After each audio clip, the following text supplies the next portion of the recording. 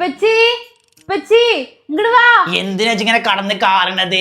എന്താണ്? 3 ദിവസം കൂടെ കഴിഞ്ഞ എന്റെ കല്യാണം ഞങ്ങൾക്ക് അറിയോ? പിന്നെ എന്റെ കല്യാണം എനിക്കറിയാതിരിക്കോ? ഞാനല്ലേ നടത്തുന്നത്, ഞാൻ എന്റെ വാപ്പല്ലേ. എന്നാ ഞങ്ങൾക്ക് കുറച്ച് കാര്യങ്ങൾ പഠിപ്പിച്ചുതരാം. കല്യാണത്തിന്റെ അന്ന് രാവിലെ ഞാൻ മേക്കപ്പ് ചെയ്തിരിക്കുമ്പോ മേക്കപ്പ് ചെയ്യണ പെണ്ണ് ഇപ്പാന്റെ ഇമ്മാന്റെ റിയാക്ഷൻ എടുക്കാൻ വേണ്ടി വിളിക്കും. ഇമ്മക്ക് ഞാൻ ഓൾറെഡി പറഞ്ഞു കൊടുത്തിട്ടുണ്ട്. നിങ്ങൾ എന്ത് റിയാക്ഷൻ ഇടുക? അതിപ്പോ ഞാൻ എന്താ ഇടുക? എന്നാലേ ഞാൻ മേക്കപ്പ് ചെയ്തിരിക്കാന്ന് വിചാരിച്ചു. എന്നിട്ട് ആ വാതിൽ തുറന്നിട്ടുണ്ട് വാ. ഞാൻ വരാം. പെച്ചി എങ്ങനെയുണ്ട്? ഇതെന്താ മോളെ? ഇങ്ങനെയല്ല. ഹായ് ഹായ് നമുക്ക് പറഞ്ഞിട്ട് ഇമോഷണൽ ആവ്. അങ്ങനെ ഹായ് വാവ്, ഇപ്പാന്റെ കുട്ടീനെ കാണാൻ എന്ത് രസാണ്.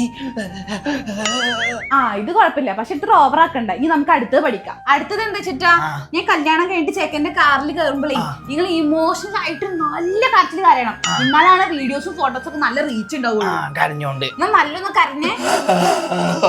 കുട്ടി പോവാ സഹിക്കണില്ലല്ലോ, എന്റെ കുട്ടിക്ക് നല്ലതേ വരൂ.